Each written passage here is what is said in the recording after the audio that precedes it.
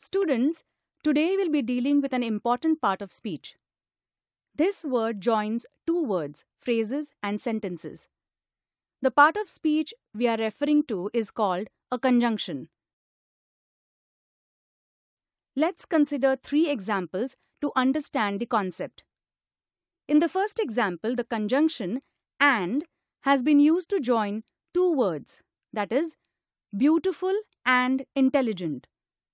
In the second example, the conjunction either or has been used to join phrases at his shop and at home. The third sentence, however, two separate sentences have been joined using the conjunction but. Conjunctions can be classified into two types. Let's first understand the concept of coordinating conjunctions. These conjunctions are used to join words, phrases, or two main clauses. The first example here is, pizza and burgers are my favorite snacks. Here, the conjunction and has been used to join pizza and burger. In the second example, two complete statements, walk slowly and you may fall, have been joined using the conjunction or. Let's try to learn the different types of coordinating conjunctions using the acronym 3 Fat Boys. 3 here refers to the conjunctions either or, neither nor, not only but also. The acronym for FAT, F stands for, A stands for and T stands for therefore. Lastly, boys is an acronym for, B stands for but, O stands for or, Y stands for yet, S stands for so.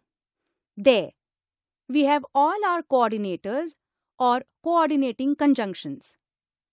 Students, you must remember that all these coordinators are used in compound sentences. Next, we move on to the last type of conjunctions, subordinators, subordinating conjunctions.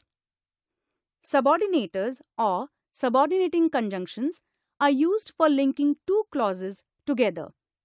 They also describe the relationship between the dependent clause, which is the subordinate clause, and the independent clause, which is the main clause, respectively. Let's consider a few examples. In the first example, unless is the subordinator. The sentence can be divided into the main clause, that is, you will not succeed, and the subordinate clause, that is, unless you work hard. Similarly, in the second example, my grandfather died can be considered as the main clause, whereas before I was born can be referred to as the subordinate clause.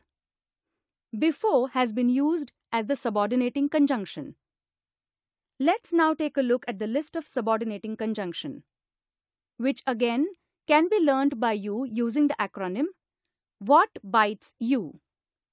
Here, W stands for all the WH words like who, whom, what, when, where, which, whenever, wherever. H stands for how. A stands for although, as if, as, after. T stands for till, though, than. Now, the acronym for bites. B refers to because, before. I refers to if. T refers to that.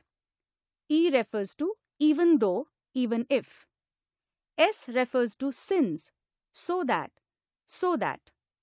Lastly, U stands for unless and until. Students, subordinators are always used in complex sentences.